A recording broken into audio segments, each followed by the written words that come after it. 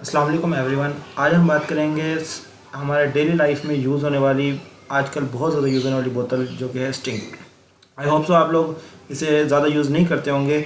और आज ये इस टॉपिक पे हम बात करेंगे कि हमारे डेली लाइफ में इसको कितना पिया जाए तो हमारी हेल्थ के लिए ज़्यादा हार्मफुल नहीं होगा। तो स्टार्ट करते हैं। तो सबसे पहले ये वो इंग्रेडिएंट्स वाला है जो बोतल के ऊपर ही उन्होंने दिया होता है, शायद हम इसे गौर से नहीं पढ़ते।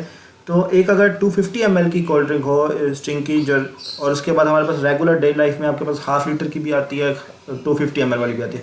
तो 250 वाले में सबसे पहले देखें एनर्जी कितनी है, 150 किलो कैलोरीज। यानी कि अगर आम वर्ड से मैं बताऊं तो 2 रोटी या फिर 2 चपाती के बराबर जो है एनर्जी एक स्टिंग की बोतल 250 ml में है। वही अगर हाफ लीटर वाली कोल्ड ड्रिंक होगी तो इसको डबल कर लें। अगर अगली चीज़ देखें, प्रोटीन्स फैट्स इसमें नहीं है। शुगर्स के लिहाज से देखें 37.5 ग्राम, ये भी काफ़ी ज़्यादा शुगर है। अब देखें ये दोनों जो चीज़ें हैं ना, खुद डायरेक्टली कोई ज़्यादा हार्मफुल नहीं है, लेकिन अब जो हाई एनर्जी है या फिर हाई शुगर्स हैं, ये हमारी बॉडी के लिए किस तरह नुकसानदेह है कि जो एक्स्ट्रा एनर्जी और शुगर होती है ये हमारी बॉडी में जाके एज अ फैट बनाती है और फैट डिपॉजिट होती है, और जो फैट बनाती है ओबेसिटी कॉज करेगी और वो हमारी बॉडी के लिए हार्मफुल होगी। उसके अलावा विटामिन हैं, सोडियम वगैरह है। इसके अलावा एक और इम्पॉर्टेंट चीज़ होती है इसमें कैफ़ीन, जो बेसिकली इसका मेन इंग्रेडिएंट है, जिसकी क्वांटिटी होती है ऑलमोस्ट 200 ml पर लीटर ऑफ द स्टिंग। मतलब यह है कि अगर हमारे पास 100 ml या फिर 250 ml की स्टिंग होगी तो ऑलमोस्ट आपके पास 50 ml कैफ़ीन आपके अंदर बॉडी के अंदर जाएगी जब आप इसको ड्रिंक करेंगे। तो अब कैफ़ीन क्या करती है, वो बेसिकली हमारे बॉडी में जाके हमारे माइंड को एक्टिवेट कर देती है। जैसे कि आपके पास एक्स्ट्रा चाय पीने से भी जाके माइंड को एक्टिवेट करती है, ब्रेन को एक्टिव करती है, उसे फोकस बनाती है। तो इसी तरह स्टिंग के अंदर कैफ़ीन है, ये हमारे माइंड को जाके एक्टिव करती है। एक्टिव करने के साथ साथ समझ लें कि एक माइंड है, सपोज करें किसी को नींद आ रही है या फिर माइंड थका हुआ है, तो ये कैफ़ीन अगर लेंगे, इनटेक करेंगे, तो ये हाइपर एक्टिविटी या फिर उसकी एक्टिविटी को बढ़ा देगी। मेडिकल रिसर्च इस बारे में क्या कहती है कि एक रिसेंटली एक केस आया था बच्चे का जो कि O लेवल का स्टूडेंट था, रेगुलर स्टडीज़ करता था और उसको स्टिंग एडिक्शन थी, मतलब रेगुलर डेली स्टिंग्स यूज़ करता था। तो जब वो हॉस्पिटल में आया, किस कंप्लेंट के साथ आया, पैल्पिटेशन और हाई ब्लड प्रेशर। मतलब उसका ब्लड प्रेशर ज़्यादा हुआ था और उसकी हार्ट बीट सही नहीं थी, इरेगुलर थी, और बाकी जो टेस्ट वगैरह थे उसके नॉर्मल थे। तो मतलब इससे हमें हाइपरटेंशन यानी कि ब्लड प्रेशर और दिल के मसले ज़्यादा हो सकते हैं। अब हम फाइनली बात करते हैं कि इसके अच्छे या बुरे असरात क्या है, यानी कि गुड और बैड इफेक्ट्स इसके क्या है। तो सबसे पहले गुड इफेक्ट्स की अगर हम बात करें तो ये हमें फोकस रहने पे हेल्प करती है। अगर सर में दर्द है या फिर आपको एंजाइटी वगैरह है तो आप ये पियेंगे, डेफिनेटली माइंड पे जाकर इफेक्ट करेगी, उसको एक्टिवेट करेगी, ज़्यादा उसकी एक्टिविटी को इंप्रूव करेगी, तो हेडेक एंजाइटी वगैरह को कम करेगी। अब इसके बैड इफेक्ट्स क्या क्या हो सकते हैं।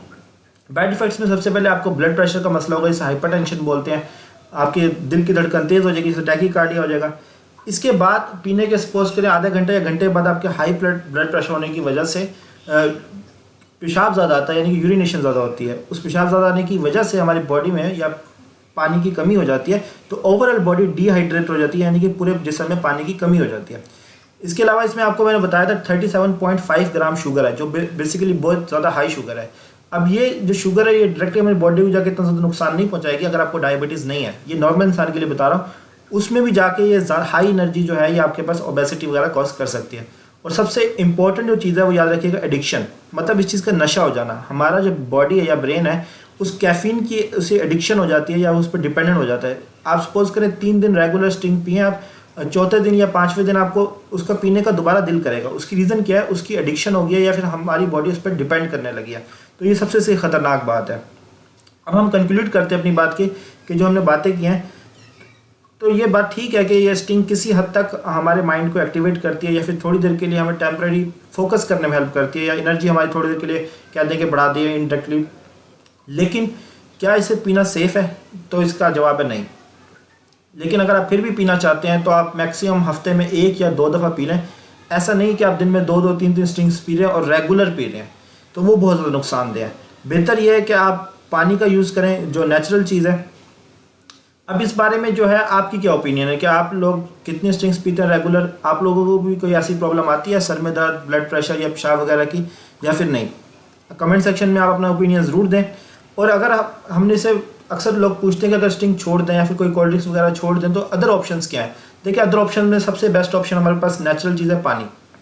अगर और भी आप लोगों ने कुछ एक्स्ट्रा पीना चाहते हैं, दूध पिएँ, जूसेस वगैरह पिएँ, और अगर फिर भी ये ड्रिंक्स वगैरह क्योंकि रेगुलर हमारी आदत बन चुकी है यूज़ करने, तो आप कोशिश करें कि कम से कम पिएँ।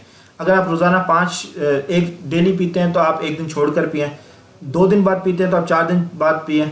तो आहिस्ता आहिस्ता इसको इफ़ेक्ट को पीने का कमी करें। आई होप सो आपको मेरी बात समझ आ गई होगी। शुक्रिया, थैंक यू।